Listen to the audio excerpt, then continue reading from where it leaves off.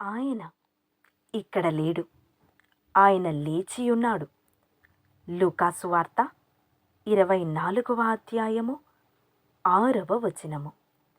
యేసును సమాధిలో నుండి విజయోత్సాహముతో లేపిన మన సర్వశక్తుడగు దేవునికి కృతజ్ఞతాస్తుతులు చెల్లించుచునే 3వ దినమున ఆయన మరణమును జయించి సాతానును ఓడించి సమాధిని గెలిచి తిరిగి లేపబడెను. క్రీస్తు పాతాళములో విడవబడలేదు. ఆయన శరీరము కుళ్ళిపోలేదు.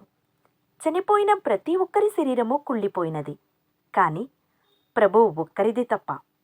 మరణం ఆయనను బంధించి ఉంచుట అసాధ్యము.